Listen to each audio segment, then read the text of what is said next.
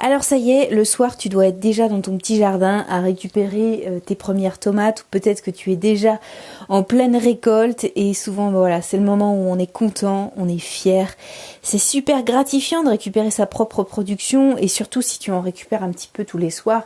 Voilà, c'est un petit peu comme un enfant qui va chercher les œufs de Pâques dans le jardin, tu vois, c'est j'avais pas vu celui-là, oh celle-ci est superbe, et c'est vraiment super sympa parce que c'est quelque chose que tu peux partager avec tes proches, c'est quelque chose que voilà, on aime montrer, on aime être fier, on est fier de nous, et c'est bien légitime parce que voilà, on réfléchit sur notre jardin, on y pense à l'avance, on travaille dessus, on l'arrose tous les soirs, on le bichonne, et c'est normal qu'on soit fier de ce qu'on fait, et c'est vraiment sympa. Néanmoins, c'est quelque chose, enfin, je voulais pas gâcher ce plaisir-là, gâcher ce bonheur-là. Néanmoins, je voulais quand même te parler de quelque chose auquel on pense pas toujours, en fait, à ce moment-là. Et pourtant, c'est hyper important. Et c'est lié, je dirais même que c'est aussi important que ta récolte. Donc c'est pour te dire que c'est important. Et cette chose, c'est la préparation des graines pour l'année prochaine. Alors tu vas me dire, bah oui, mais non, mais là, moi, c'est bon, j'ai le temps déjà d'une de les préparer, et de deux, je vais pas me gâcher mon plaisir de récolte en récoltant des graines. Néanmoins, les deux sont pas incompatibles, au contraire même, mais ça reste très important parce que c'est le moment, ce n'est pas dans 3 semaines, 4 semaines, ou voilà, si tu es en pleine saison de récolte, c'est le moment de préparer tes graines, et généralement on récolte au milieu de saison, donc avant que les premières maladies touchent les légumes ou les plants, et après, après les premières tomates. Néanmoins, là je vais te parler de tomates. Les premières tomates, voilà, tu dégustes, en plus c'est les premières, donc généralement on est content, on apprivoise un peu le goût, on commence à voir un peu la texture, la couleur, etc. et à quel moment elle est prête. Et en plus de ça, voilà, c'est le moment où qu'on se garde pour nous, quelque part, un peu égoïstement, où on va goûter nos premières tomates sans en faire profiter nos proches. Et après, voilà, le moment de la saison, le moment où le pied va donner le davantage, où il y aura plus de légumes sur le plan, eh bien c'est à ce moment-là qu'il faudra récupérer tes graines. Et donc, pour ce faire, et d'ailleurs c'est le problème, c'est que moi mes légumes en ce moment, ils ont du mal à arriver jusqu'à la cuisine, ils sont mangés en cours de route, et c'est peut-être ton cas. Et pour ce faire, voilà, l'intérêt en tout cas de récolter, et c'est pour ça que c'est important, et je pense que toi et moi, on va essayer de faire en sorte que au moins une partie de nos légumes arrive jusqu'à la cuisine pour au moins être coupé en deux et récupérer les graines. Après, tu peux tout à fait manger la peau et la chair, hein, mais au moins récolter les graines. Et l'intérêt de faire comme ça, c'est que voilà, pour récolter, il faut récolter les graines à différents moments de la saison, et le mieux c'est pas de récolter les graines le même jour. Déjà d'une, moi tu le sais, j'ai au moins 12 variétés de tomates. Là j'ai des pieds qui n'ont pas encore donné de légumes, donc je vais pas pouvoir récolter en même temps le même jour, c'est pas possible. Donc il faut y aller, voilà, une fois par semaine ou 2 fois par semaine sur différents pieds en fonction des légumes que tu as. C'est pas forcément que les tomates, hein, mais ça peut être des courgettes, des concombres. Du moment que la graine soit reproductible, eh bien voilà, il faut la récupérer, et voilà, ça c'est tout l'intérêt de la chose, c'est voilà de stocker ces graines là, de les faire proprement, au moins de les faire aller jusqu'à ta cuisine, ça va être un peu notre challenge là, et puis après bah voilà, de les laisser dans un petit récipient. Note bien la variété de légumes que c'est, parce que moi je me suis fait avoir l'année précédente, j'ai oublié de noter, je me suis dit bah dans 3-4 jours je veux bien savoir ce que c'est. Non, on sait pas ce que c'est du tout, donc le mieux c'est quand même de noter à côté du petit récipient. Moi je mets dans des petites verrines en verre, c'est très simple, tu vois, ça prend pas trop de place sur le plan de travail de ma cuisine. J'attends 2-3 jours que voilà, il y ait une petite pellicule grise qui vienne se mettre sur l'eau et sur les graines, et ensuite voilà, j'éponge bien avec un petit papier essuie-tout ou un petit tissu, et après voilà, une fois que les graines sont bien sèches, je les mets soit dans un petit récipient pour les stocker pour l'année suivante, bien les mettre à l'abri de la lumière et à l'abri de l'humidité, forcément, pour qu'elle ne germe pas, qu'elle sèche bien et qu'elle soit impeccable pour l'année prochaine. Avec le nom, bien sûr, ne fais pas la même erreur que moi, avec le nom du légume, et puis bah surtout la variété. Si comme moi tu as plein de variétés de tomates ou plein de variétés de courgettes, je sais pas, tu es peut-être fan de courgettes ou de concombres, n'hésite pas à noter dessus le nom de la variété. Et pour se faire récolter des graines, le mieux c'est quand même de le faire donc à différents moments, c'est-à-dire que par exemple sur un pied qui va donner peut-être pendant 4 semaines, le mieux les premiers jours on va garder les premières tomates pour soi, et après voilà pendant les 2-3 premières semaines, le mieux c'est de récolter à ce moment-là à des moments différents, puisque voilà le légume va avoir pris le soleil différemment, avoir capté les éléments du sol différemment, et donc ça va faire en sorte que tu aies un panel de graines qui soit beaucoup plus intéressante que si tu avais récolté qu'à un seul moment précis.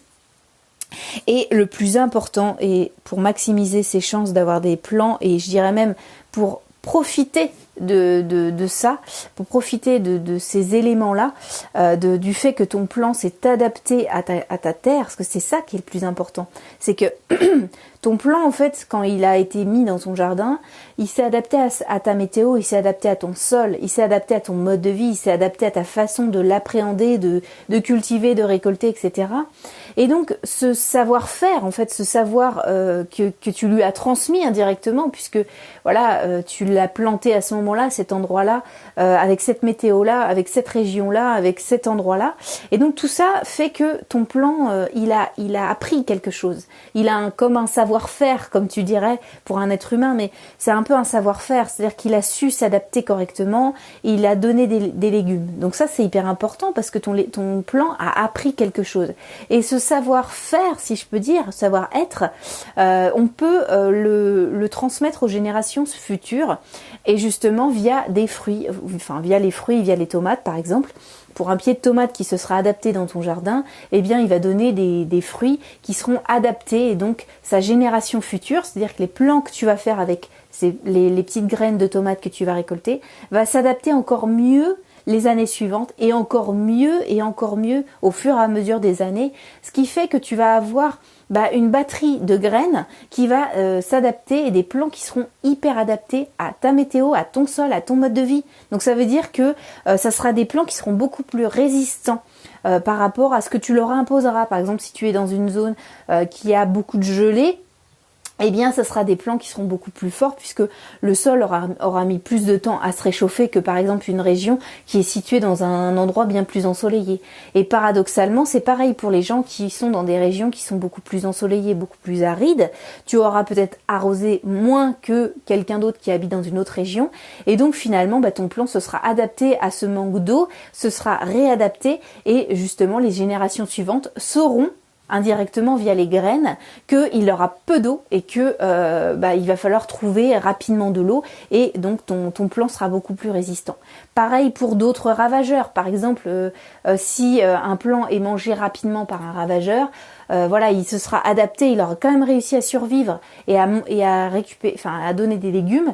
Ça veut dire que pareil, il aura transmis ce savoir-être, ce savoir-faire, je sais pas comment on peut le nommer, aux générations suivantes, et ce qui fait que tu auras vraiment des plants qui seront adaptés à tes propres contraintes. Et pareil pour ton mode de vie, c'est-à-dire que moi j'arrose très très peu, tu vois, parce que je trouve que c'est contraignant d'arroser, et en plus faut stocker l'eau, etc. Donc mes plants, ils se sont adaptés à mon mode de vie. C'est pas que je suis dans une zone qui est hyper aride, je dis juste que mon mode de vie, c'est de ne pas passer ma vie à arroser. Donc mes plants se sont adaptés au fait que j'arrose assez peu, et que il faut lutter pour survivre, et donc paradoxalement, il faut que mes plants s'adaptent au manque d'eau. Voilà ce que je pouvais te dire, et je pense que c'est pas à négliger, c'est une compétence que ton jardin devrait avoir, et que l'année prochaine, tu pourras bénéficier de tout ce que tu as réussi à récolter de cette année, et multiplier par deux ce savoir-faire, et le transmettre aux générations suivantes, puisque d'un plant de tomates qui se sera très très très bien adapté, qui aura fait des beaux fruits, et qui aura donné des bons fruits plein de bonnes vitamines, etc., et qui se sera bien adapté, tu auras plusieurs plants de tomates qui seront en lien avec ce premier plant, qui sera vraiment c'est pour ça qu'il faut que les fruits et les graines que tu récoltes soient les plus beaux fruits, soient les plus beaux légumes si tu prends des courgettes ou des concombres, mais ça soit les plus beaux, ça soit les plus goûtus. Alors ça serait formidable, mais en gros récupérer le nectar, le meilleur de ton potager, pour que justement les générations futures de légumes dans ton jardin soient encore plus forts, soient encore plus goûtus, et soient encore plus résistants. Tout ça pour faire moins de travail, tout ça pour faire moins de choses dans ton jardin, et faire en sorte que ton jardin vive seul, en maximum d'autonomie. En tout cas, c'est ce que moi j'essaye de faire. Si ça t'intéresse d'aller plus loin dans cette démarche-là, d'être dans une autonomie, déjà une autonomie humaine, puisque moi voilà je tends vers une autonomie alimentaire, ça serait super. Et ensuite une autonomie potagère, c'est-à-dire que mon potager, j'aimerais qu'il soit en quasi totale autonomie, donc avec quasiment peu d'intervention humaine, ça serait super. Si ça t'intéresse d'aller plus loin dans ces démarches-là, écoute, tu t'abonnes. Soit tu t'abonnes sur SoundCloud ou YouTube. J'envoie tous les jours un podcast aux alentours dans la matinée entre 10 et 11 heures. Si ça t'intéresse d'aller encore plus loin avec des conseils, je t'envoie les plants de mon jardin, je t'envoie des variétés de mes légumes, je t'envoie plein de choses qui peuvent t'aider dans ta démarche pour améliorer ton jardin. Si ça t'intéresse, tu cliques sur le lien en dessous de ce podcast ou sur mon profil. Tu vas trouver un lien Mailchimp, tu t'abonnes. Et moi, tous les matins, je t'envoie un mail avec des conseils jardin. Voilà, écoute, il me reste plus qu'à te souhaiter une très bonne récolte pour ce soir. Et je te dis à demain. Allez, salut!